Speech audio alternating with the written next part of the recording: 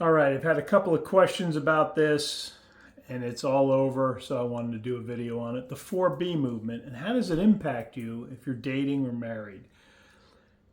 And first, it's good to understand what is the actual 4B movement that started in Korea, and it was South Korea. And it's the four no's.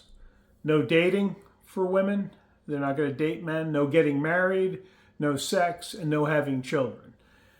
And started off 2010-ish, online feminist groups, and there's an actual wage gap in South Korea, unlike the rest of the Western world, where it's an imaginary one that they want to talk about that does not exist in the States and all.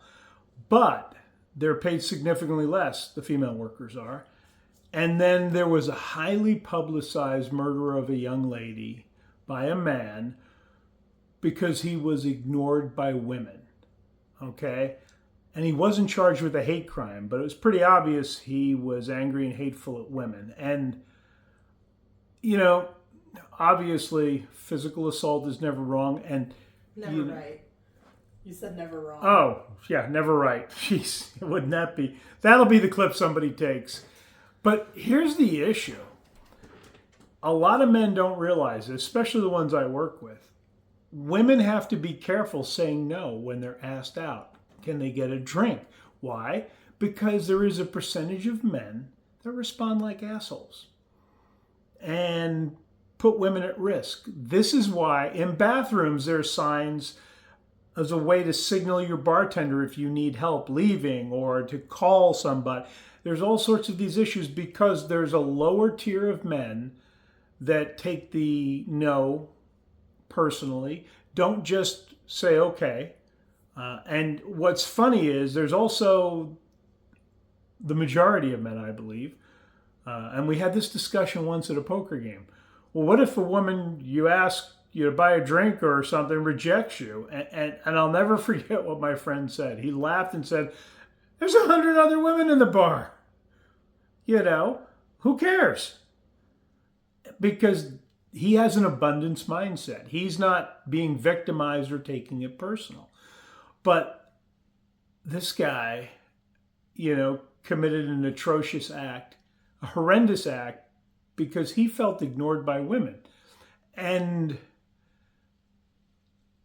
what are you doing to make yourself highly desirable and attractive to a partner? Are you hitting the gym? Because your physical appearance does matter. Are you challenging yourself and allowing and understanding that rejection is part of life? Okay. Now, we're running into this post-election. The women are all up in arms, thinking rights are going to be taken away. And if you look back for the last, 6, 8 elections, whoever is believed to be on the losing side, there has been a couple of weeks of panic, chaos. Oh my gosh, everything's going to... And that's normal. This is not about a political thing, but what if you're dating a woman? What if you're married to a woman who's going to shave their head and declare they're part of the 4B movement? What do you do?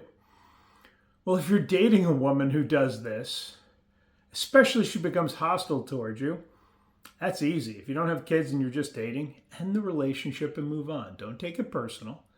She has strong beliefs, that's fine. It's different if you're married to her, if you have kids together. And my question would be, would you have classified your marriage as a great marriage before? And if the answer is no, it really has been challenging, struggling, there's been a lot of conflict, there's no intimacy, there's been all sorts of problems, then I would realize that you need to document. Because if you were having challenges in your relationship before she shaved her head and decided she's part of the 4B movement, it ain't going to get better, brother.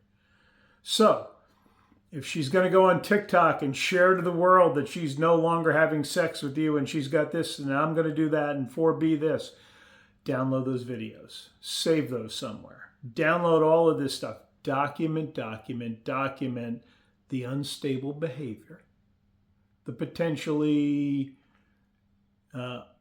something that you might not want your kids around, because the court system is biased against men. There's a slant. A lot of it depends on the judge. But again, anything and everything to help if you get to that point. Now, would I say if she does this, divorce her right away? No. Let her work through her inner turmoil. Be the container. Do you. Take care of the kids like you do. Document, document, document.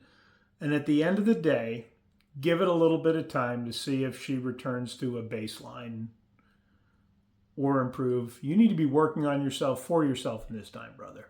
But at the end of the day, is she going to stick with this? Is this just a phase because, they watch too much TikTok? Quite honestly,